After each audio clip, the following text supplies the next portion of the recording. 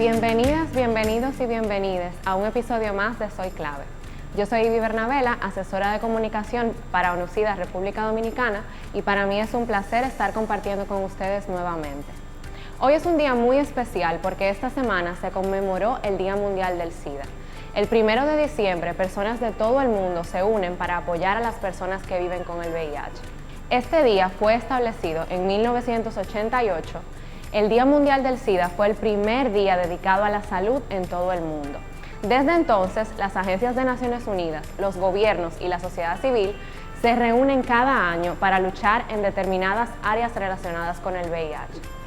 En conmemoración a este día, muchas personas deciden llevar un lazo rojo como símbolo universal de apoyo y solidaridad para las personas que viven con el VIH y la lucha para acabar con el VIH como un problema de salud pública en el mundo. Es también tradición que las personas que viven con el VIH escojan este día para alzar la voz y hacerse oír sobre temas importantes en sus vidas. El programa Soy Clave, que hemos titulado Día Mundial del SIDA, hablemos de las desigualdades, avances y retos de la respuesta al VIH y SIDA en un mundo estremecido por COVID-19, lo hacemos en el marco de la conmemoración del Día Mundial del SIDA 2021, que tiene como lema poner fin a las desigualdades, poner fin al SIDA, poner fin a las pandemias, poniendo en relieve la urgente necesidad de acabar con las desigualdades que impulsan el SIDA y otras pandemias en todo el mundo. El debate está centrado en destacar la situación de la epidemia del VIH, los logros y las agendas pendientes, en medio de una realidad marcada por desigualdades sociales, la discriminación y la pandemia por COVID-19. Les cuento que para mí es un placer presentarles a nuestra moderadora de hoy, mi colega y amiga Betania Betances, directora país de la ONUCIDA en República Dominicana. Bienvenida, Betania. Muchas gracias, Ivy, muy contenta de poder estar aquí con ustedes en este tema que nos apasiona mucho.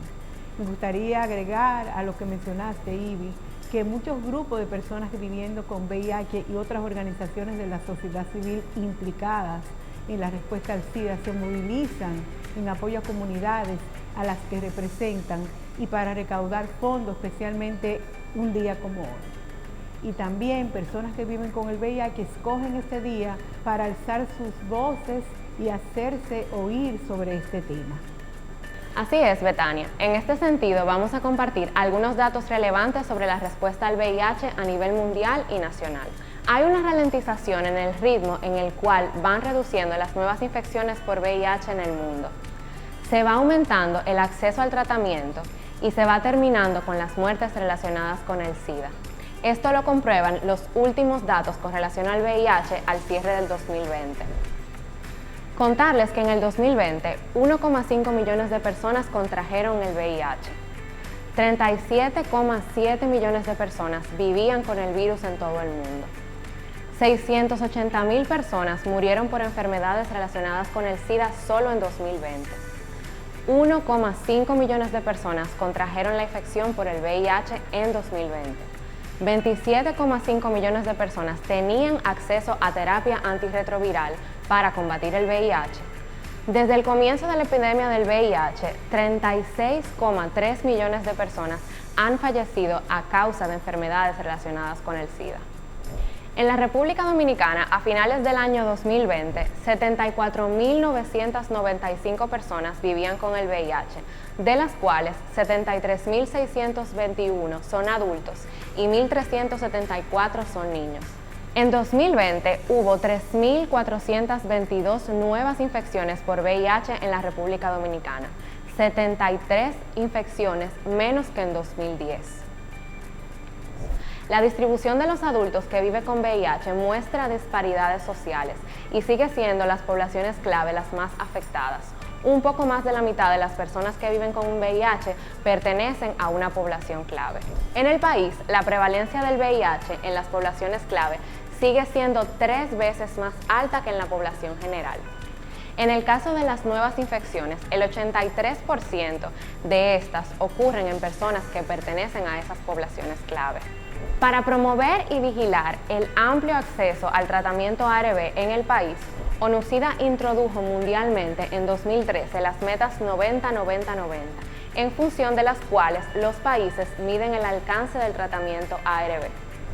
En la República Dominicana, en base a las estimaciones de que en el país existen alrededor de 74.995 personas que viven con el VIH, se esperaba que el 90% de estas conociera su estatus serológico para el 2020, que de estas el 90% estuviera en tratamiento antirretroviral y que el 90% de las personas en tratamiento tuviera una carga viral suprimida. A diciembre de 2020, el 82% de las personas que viven con el VIH en la República Dominicana conocían su estatus serológico. El 51% de estas estaba en tratamiento antirretroviral y el 49% de las personas en tratamiento tenían una carga viral suprimida. A pesar de los progresos destacables alcanzados en la respuesta al SIDA ante la pandemia por COVID-19, ahora nos estamos desviando del camino para alcanzar el objetivo de poner fin a la epidemia del SIDA como un problema de salud pública al 2030, debido a los riesgos de la pandemia por COVID-19 y a la sobrecarga y debilitamiento de los sistemas sanitarios. Se estima que las interrupciones asociadas a la COVID-19 podrían causar entre 123.000 y 293.000 infecciones nuevas por VIH y entre 69.000 y 148.000 más muertes relacionadas con el SIDA. Estamos en medio de dos pandemias, 40 años de SIDA y 3 años de COVID. Ambas estremecen y dejan al descubierto las desigualdades. Conociendo estos datos, podemos entender la importancia que ha tenido la respuesta al VIH frente a la pandemia por COVID-19. ONUSIDA República Dominicana ha realizado una serie de encuestas enfocadas a conocer las necesidades de las personas que viven con el VIH frente a la pandemia por COVID-19. A continuación, algunos datos de la segunda encuesta rápida de necesidades de personas que viven con el VIH en la República Dominicana sobre la situación económica antes y durante la pandemia por COVID-19. Contarles que cerca de la mitad de las personas que viven con el VIH encuestadas, un 46%, estaban desempleadas. El 30% de estas solo contaba con un sueldo mínimo. El 85% de las personas encuestadas disminuyó sus ingresos durante la pandemia por COVID-19. El 73% de las personas encuestadas disminuyó la cantidad de alimentos que consumía en sus hogares. El 37% tenía préstamos financieros. El 62% no tiene ayuda del gobierno a través de programas de protección social. Solo el 28% recibió remesas y de estos el 65% las recibió después de que inició la pandemia por COVID-19. En este momento les quiero recordar que pueden participar de esta conversación enviándonos preguntas y comentarios por los canales de Facebook e Instagram de ONUSIDA, @ONUSIDA-R-Dominicana, y nuestras cuentas de Twitter y YouTube, ONUSIDA-RD. Ahora les dejo con mi compañera Betania en nuestro segundo bloque, donde compartirá con nuestros invitados. Volveré al final del conversatorio para participar al cierre con ustedes. Seguiré conectada y mirando desde las redes sociales. Saludos. Bienvenidos, bienvenidas. Soy Betania Betances, directora país de la ONUSIDA, y estamos aquí en el programa de República Dominicana de Soy Clave, un tema muy especial con motivo del Día Mundial del SIDA, cuyo lema en este año es acabar con las desigualdades, acabar con el VIH, acabar con otras epidemias existentes. Tengo aquí un plato fuerte, gente activista de sociedad civil de años, de décadas. Leonardo Sánchez, director ejecutivo de ASA, amigo siempre amigo. La presidenta de la Red de Personas Viviendo con VIH, Dulce Almonte. El director de CEDESO, Beneco Enesia, el director de proyectos del Instituto Dermatológico de República Dominicana, Vicente Ruiz. Es un plato fuerte realmente lo que tenemos aquí. Bienvenidos, gracias por apoyarnos, gracias por estar presentes.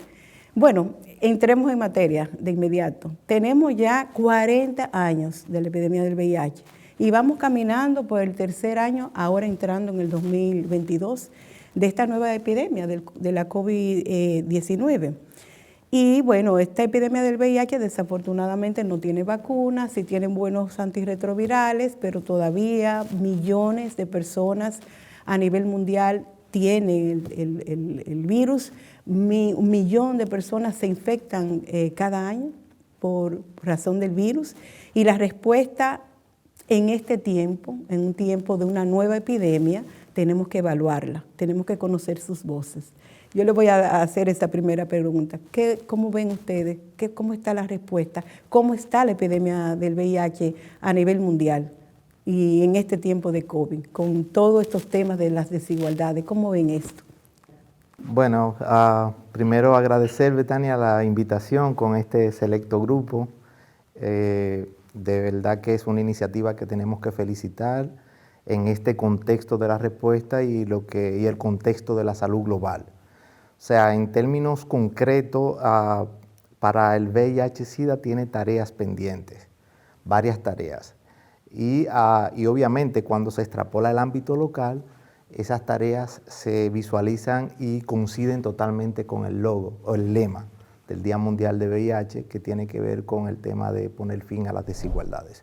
O sea, la ausencia de leyes que favorecen la antidiscriminación todavía existe, tema de accesibilidad a los servicios, de ausencia de financiamiento para los programas de prevención que tradicionalmente se han logrado, y una serie de necesidades, digamos, y falencias que no se pueden atribuir al contexto global, porque cada país o cada región tiene sus particularidades.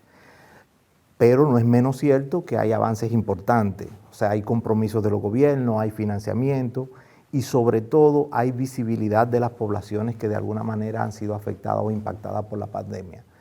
En el contexto de COVID que citabas, ahí podemos destacar que desde nuestro punto de vista hemos tenido que desaprender el ejercicio de desarrollo de intervenciones desde sociedad civil para comenzar a poder tener intervenciones en un nuevo contexto. O sea, entiendo que en resumen tenemos desafíos importantes, pero también tenemos logros que se pueden exhibir. Bueno, yo creo, muchas gracias por hacernos partícipe de este espacio. Yo creo que es importante también destacar de cómo se ve reflejado el tema de VIH, focalizando o atacando regiones de manera distinta. Y en esto podemos hablar, por ejemplo, cómo se ve el tema de VIH en el África con relación a otros países que nosotros llamamos desarrollados. Es una señal también de cómo es el impacto que tiene de manera desigual a nivel global. Entre las cosas que es importante también destacar es que hemos aprendido de que sí es posible, ¿no? No que desaparezca, pero al menos lograr que menos personas mueran con el VIH. Hay evidencia y prueba de que ya las acciones puestas en marcha han demostrado que se puede lograr, ¿no? En que en un tiempo razonable el VIH deje de ser un problema de salud pública. Gracias.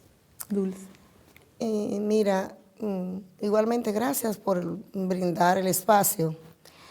Yo creo que el tema del VIH en este momento, con esto de eliminar al 2030 el VIH, hay que tomar en cuenta todo lo que tiene que ver con las desigualdades de las personas más vulnerables a infectarse del virus.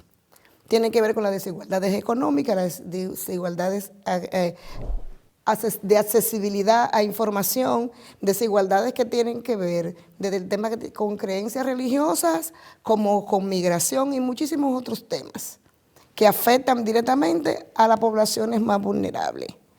En este momento el VIH ha demostrado esa resiliencia en las poblaciones y en los mismos estados que tienen que ver de cómo hemos podido lograr hasta la fecha muchos retos, muchos logros, muchos avances, pero también hay muchas otras brechas que cubrir. Y si los gobiernos no miran, primeramente, poniendo el VIH como parte de las prioridades de su estado, de sus planes estatales, a nivel nacional y a nivel mundial, al conjunto, con ir eliminando esas desigualdades que afectan a los más vulnerables, no vamos a poder nunca llegar ni a erradicarlo. Hay que ir al compás de ambos procesos. Está demostrado con la trayectoria del VIH, inclusive ha sido una buena experiencia para el día de hoy enfrentar el COVID, porque también esas mismas poblaciones más vulnerables, más empobrecidas y de menor acceso son más propensos también a adquirir el COVID. ¿Por qué? Porque muchas veces económicamente no pueden quedarse en su casa. Tienen obligatoriamente que salir a exponerse al público, a ganarse la comida. Hasta en eso, a las mismas personas viviendo con VIH o la misma población más vulnerable han sido también más afectadas al COVID, igualmente que con el VIH. Así es. Gracias por la oportunidad de compartir, ya que en la cotidianidad casi nunca tenemos el momento para compartir nuestras inquietudes y conversar desde lo que pensamos tras la experiencia de 40 años bregando con una epidemia y 3 años ya aprendiendo quizás lo que hicimos bien o lo que hicimos mal en el manejo de la epidemia del VIH con la nueva epidemia de COVID. Y yo creo que en ese sentido la convivencia de estas dos epidemias lo que ha contribuido es a sacar del closet las vulnerabilidades, pero no las vulnerabilidades de las personas, ni de los afectados, ni de los supuestos víctimas o personas que pudieran caer con una de estas dos enfermedades, sino las vulnerabilidades de los sistemas y las incapacidades de estos sistemas y el manejo que han tenido durante todo este tiempo. Que no necesariamente, yo recuerdo al principio con el VIH, que se decía que se necesitaba una respuesta desde la salud pública. Y se logró la respuesta desde la salud pública y la epidemia no se ha controlado. Al contrario, lo que tememos es que esta epidemia de COVID cree un caldo de cultivo para una nueva ola de la epidemia de VIH en una población joven que tiene tecnología, pero que no tiene conocimiento y que no tiene la experiencia de haber vivido en un mundo sin VIH. Entonces, es hora de que a nivel mundial las estrategias vayan enfocadas al fortalecimiento de las respuestas a las necesidades económicas, sociales, civiles de las poblaciones. Creo que también es momento de que dejemos de ver o de catalogar a las personas por una conducta, sino por seres humanos. Porque al final de cuentas, lo que particularmente yo he aprendido, que para tú ser vulnerable, solo tienes que vivir, o mejor dicho, estar vivo y vivir en un país, que es el que te hace vulnerable.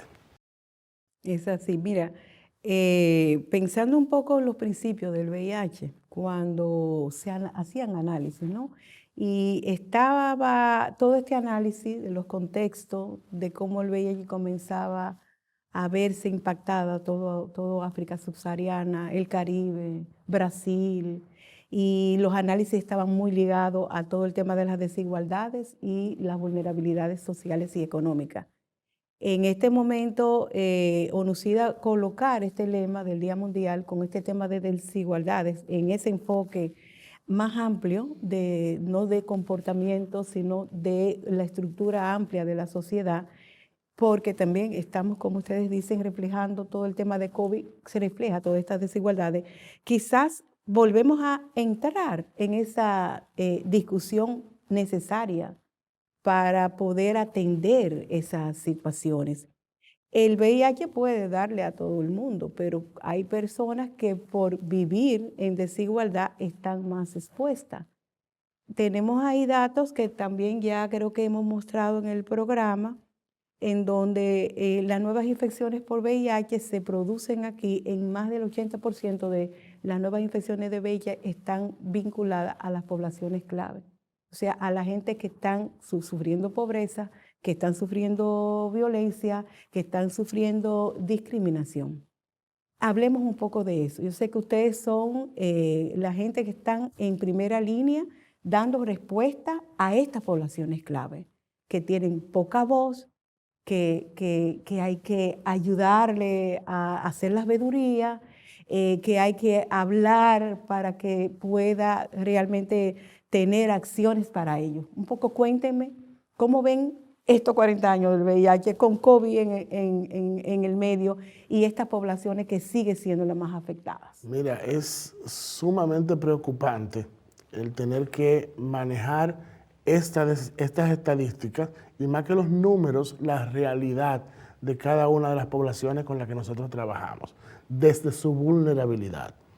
Y el darnos cuenta que no necesariamente o no únicamente es voluntad política lo que se necesita para dar una respuesta, sino que se necesitan políticas públicas que estén orientadas a dar respuesta y que muevan o movilicen estas políticas públicas de las personas que tienen la obligación de hacerlas aplicar.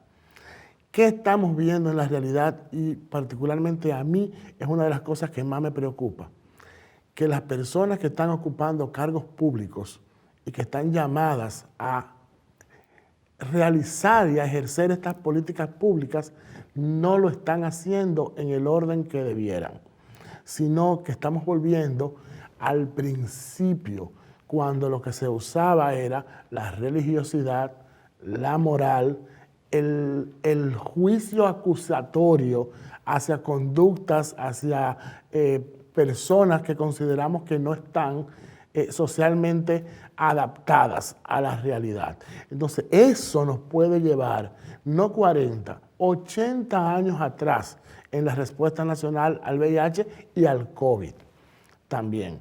Porque no basta con que yo tenga la disposición o que tenga un plan estratégico nacional y que es muy bonito, es muy ordenado, está muy bien escrito, pero al momento de aplicarlo, se lo aplico a unas personas sí y a otras personas medianamente y definitivamente a algunas personas no. Porque no es solo en la toma de decisión en las autoridades, sino que esa toma de decisión que se hace en los consejos, en los mecanismos, y en las coordinaciones, tiene que ir necesariamente al primer nivel de atención, donde el paciente tiene el contacto con el servicio. Y lamentablemente tenemos que reconocer que en este momento nuestro país adolece de un primer nivel de atención adecuado. No para COVID ni para VIH, para absolutamente nada. Entonces, creo que es momento de reflexionar y de reclamar, tanto desde las poblaciones hacia las autoridades, como desde las autoridades a sus proveedores de servicio. Y eso por no mencionarte todo el tinglado del tema de la seguridad social, de la provisión de medicamentos, de un sinnúmero de puntos que todavía están sueltos y que se amenaza con soltarse más por malas decisiones y por malas aplicaciones de lo que ya está escrito. Sí, porque no solamente es tener buenas políticas públicas escritas en papeles, tiene que haber esa voluntad también reflejada en los presupuestos nacionales. Cómo las personas y los programas existentes pueden tener una seguridad y una continuidad en el tiempo. Cómo las mismas personas afectadas por el VIH, cada momento se pueden ver sin los fármacos que controlan esa enfermedad. Muchas veces por falta de voluntad de aquel que debe de dar la orden de erogar los dineros a tiempos, de que se coloquen las compras a tiempo. Entonces, los programas son más allá que hablar o que reunirse. Tiene también desde el Estado Dominicano tener una responsabilidad reflejada en sus presupuestos para poder tener una continuidad sostenida de los logros alcanzados y seguir avanzando. Yo creo que un elemento bastante que hemos aprendido es que para lograr que esas políticas públicas sean eficaces, es si centramos el debate, la atención en las propias comunidades, y cuando digo comunidades hablamos de poblaciones clave, de gente que son las que están en el día a día y que requieren la atención. es importante porque es donde podemos lograr identificar esas desigualdades que nosotros planteamos. Desde fuera, discriminarlo y acusarlo, como usted señalaba con el dedo acusador, estos son los que están los culpables, y no saber el por qué ellos están en esa condición, eso es un riesgo. Entonces hay que regresar a esto, interpretar lo que son las inquietudes, conocer de primera mano de que tenemos entre las personas que están afectadas, los estudios indican que cerca del 50% son desempleados. Por ejemplo. Entonces, si hablamos de ingreso, ¿cómo esa persona puede acceder, a veces salir de su propia comunidad para llegar a un centro de primer nivel o de segundo nivel para poder dar una respuesta a una situación de salud?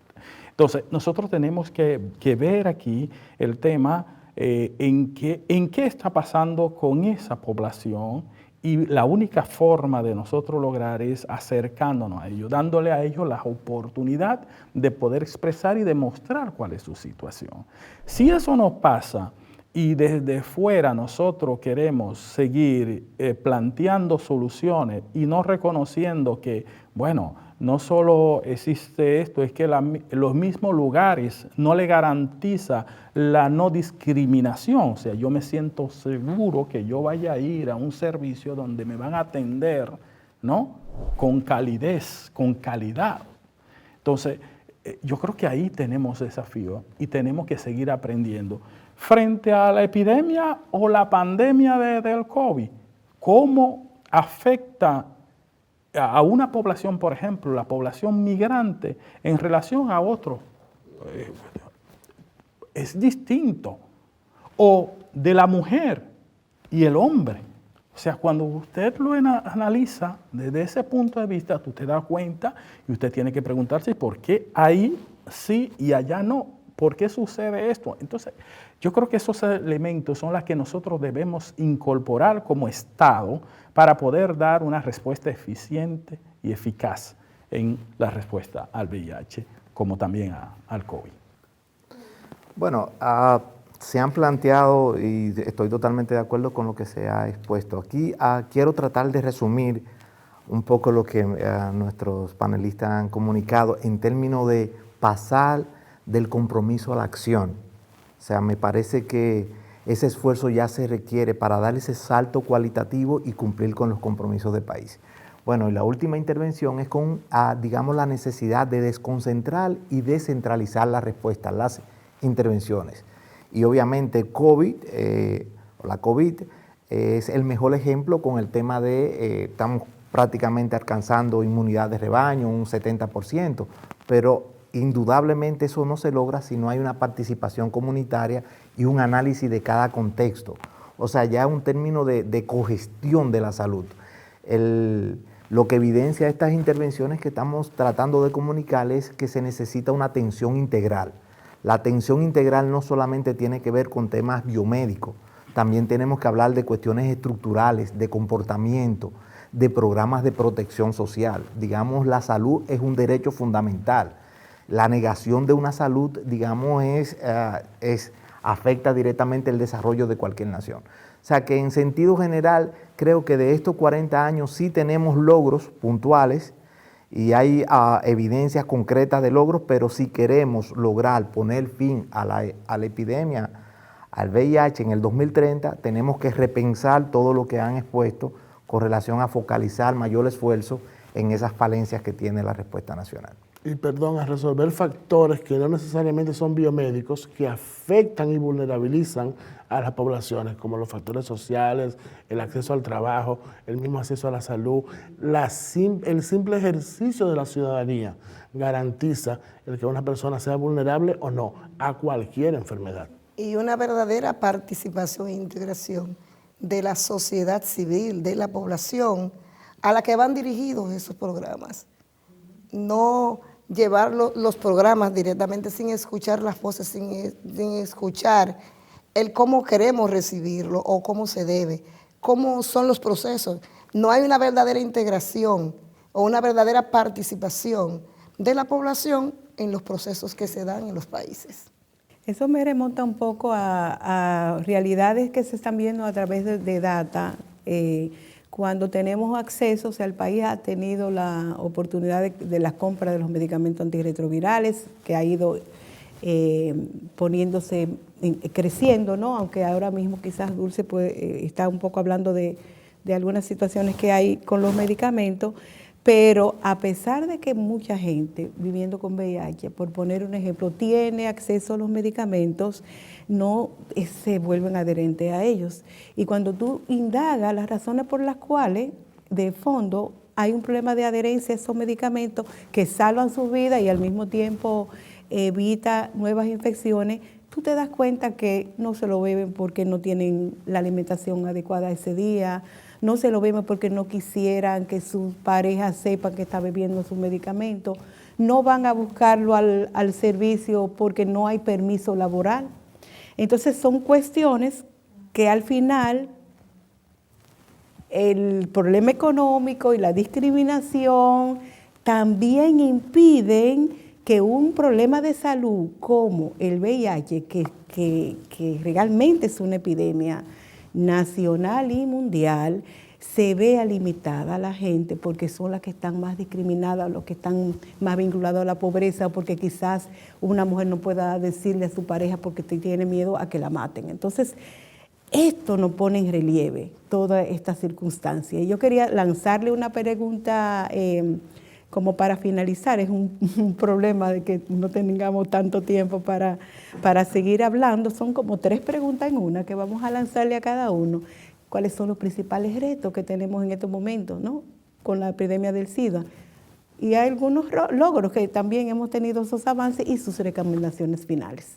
Comenzando yo, hay que decir en este momento que sí se ha avanzado al que ya en el país haya medicamentos, de que sean gratuitos, de que el gobierno se haya hecho el compromiso de comprarlo. Pero no vamos a llegar a ponerle fin al SIDA si las personas que viven con VIH no tienen medicamento seguro y continuo.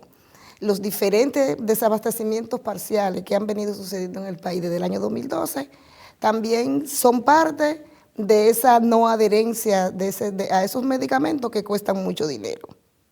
Entonces es el momento de que esa parte sea vista como una continuidad y una necesidad, porque también estamos contribuyendo a gastar dinero en medicamentos que cuando yo voy hoy al médico y nada más me dan 15 días, yo no tengo el dinero para volver a los siguientes 15 días.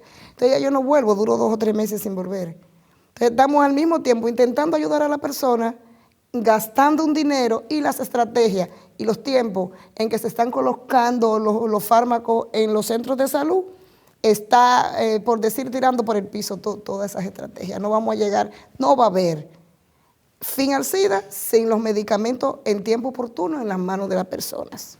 Mira, yo creo que el mayor reto que tenemos para poder dar una respuesta adecuada a ambas epidemias es lograr la respuesta multisectorial.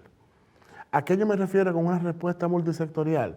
Aquí si tenemos políticas de salud pública que garantizan el acceso a los servicios, a los medicamentos, debe haber un sistema también de gobierno que garantice el acceso al trabajo, a las oportunidades laborales para todos y para todas. También tiene que haber un Congreso que no limite la legislatura a poblaciones vulnerabilizadas como la población LGBT, cuando tú tienes una pieza que está discriminando y sacando y negando la existencia de un porcentaje importante de la población. A que tengamos autoridades gubernamentales que no permitan que desde sus instancias se ejerza la coerción cuando limitan campañas de prevención publicitaria y no se hacen eco. Cuando se producen y se gastan una serie de recursos para llevar un mensaje y se veta esa campaña publicitaria. Entonces no podemos decir que estamos dando una respuesta y que tenemos logros porque estamos dando medicamentos mientras estamos discriminando, coercionando y coartando el ejercicio de la ciudadanía desde muchísimas otras instancias. Entonces, cuando logremos esa multisectorialidad y respuestas adecuadas desde todos los sectores del gobierno y desde los 3 poderes del Estado, entonces podremos hablar de darle una respuesta adecuada y ponerle fecha al fin de una enfermedad o de una epidemia. Bueno, yo creo que hay 2 elementos que me gustaría destacar en este. Y es el primero, hablar del logro. Sí, es verdad que podemos hablar en la materia sobre el logro, porque si estamos en el 2020 y podemos decir que hay menos, bueno, pero el estudio del 2020 refleja, ¿no?, que hay menos infecciones, por lo menos en ese año, con relación al 2010. Quiere decir que hay un esfuerzo que se hizo y que vamos por un camino, digamos, alentador. Yo creo que es algo, y ahí debemos saber entonces que sí, que estamos teniendo resultados y que vale la pena todo el esfuerzo, todo el empeño que se puede tener para lograr menor cantidad de infección y todo. Sin embargo, cuando uno tiene la oportunidad de conversar con las personas viviendo con VIH o personas en riesgo o población clave, tú te das cuenta que es necesario que el Estado mantenga o garantice el enfoque de derecho en todo eso. Así es. O sea, si el Estado no centra la atención en lo que es como un derecho, independientemente a las condiciones sociales, económicas, religiosas que tenga la población, o migratoria, ¿no? Hay que verlo como derecho, y es lo que yo creo que el Estado tiene que mantener, y ahí hay un gran reto. De lo contrario, todo el avance, toda la experiencia se puede esfumar si se omite reconocer esto como un derecho que tiene la población. Así es. Bueno, brillante. Indudablemente coincido plenamente con lo señalado, sobre todo con un Estado de Derecho. Desde mi punto de vista, yo entiendo que tenemos que promover que no se continúe acentuando un modelo de salud reactivo, o sea, basado, digamos, muy en lo curativo, en la atención. Tenemos que propiciar, y me parece que VIH es el mejor referente en términos de salud en el país, migrar hacia un modelo de atención, de un modelo preventivo. Señalaba uno de los participantes del panel la necesidad de fortalecer el primer nivel de atención. Y en términos concretos de VIH tenemos que apostar a la prevención combinada, pero que exista un entendimiento de todas las partes en el tema de lo que significa la provisión de servicios de prevención combinada. Es, digamos, una tarea pendiente. También las reflexiones que tenemos 8, 7 años con un anteproyecto de ley antidiscriminación que ha pasado todas las instancias técnicas, ha participado en el Congreso, o sea, hay como un letargo. Y un Plan Nacional de Derechos Humanos. Exactamente, entonces hay un letargo en tomar una decisión que tiene un impacto directo en derechos fundamentales en toda la población. O sea que yo siento que el país sí, como señalaban, tiene avances importantes. Es bueno señalar la diferencia de compra de medicamentos a la oportunidad de la dispensación del tratamiento en esos niveles de atención. O sea que esa falta de entendimiento creo que puede opacar los resultados que se han logrado en términos de la respuesta. A todo eso también tenemos que reflexionar desde sociedad civil. O sea, el activismo tiene que cambiar. O sea, nosotros tenemos que irnos adaptando a un activismo un poco más propositivo, y eso obliga a que las instancias también fortalezcan los sistemas de información para tomar decisión. La contribución de sociedad civil está ahí. Por ejemplo, en la cascada de atención, el primer pilar es prácticamente responsabilidad de la sociedad civil, que las personas conozcan su estado serológico. Está por encima del 80%. Cuando verificamos los demás pilares de la cascada, también nos preguntamos, algo está fallando, y esa falla está en la provisión de servicios. O sea que yo creo que el Día Mundial nos encuentra con desafíos importantes, con logros que podemos exhibir, pero también con mucho compromiso que se tienen que, digamos, traducir en acción. Y esa acción, tal como señalaba Dulce, tiene que involucrar a todos los actores, incluyendo las poblaciones que son beneficiarias de esas intervenciones. Y muchísimas gracias por la oportunidad. Antes de terminar, yo quiero referirme a eso mismo que dice Vicente, pero de una forma menos políticamente correcta, haciendo el activismo que aprendimos a hacer. Tenemos que dejar de comprar modelos enlatados. Hay que darle el frente como lo hicimos en los años 80. Hay que volver y hay que retomar el activismo y hay que salir y hay que denunciar y hay que estar en la calle para que la gente sepa la verdad, no la noticia que se quedan los titulares. Bueno, yo le dije que era un plato fuerte. Son guerreros y guerreras de años, ¿no?, que han hecho la revolución en un tema muy particular, que es un tema de salud, una epidemia. Gente jovencita, cuando yo la conocí. Todavía. Con ese activismo que decían, vamos a luchar más allá de un problema de salud, es un problema de derechos, y hicieron el trabajo y lo siguen haciendo. Entonces, realmente este Día Mundial para ONUCIDA ha sido maravilloso poder contar con ustedes. Y sus Gracias voces. por la oportunidad. Gracias. Muchísimas gracias. Un placer. Y felicitar el espacio que lleva un mensaje directo a la persona que no lee periódico, no ve noticias, pero que sí está conectado a las redes. Muy bien, gracias, de verdad.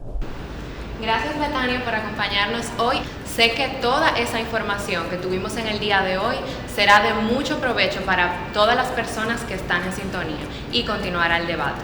Un gusto compartir estos momentos con usted y gracias a todas las personas que estuvieron conectadas a este episodio de Soy Clave. Para mí fue un placer compartir con todos nuevamente en Soy Clave.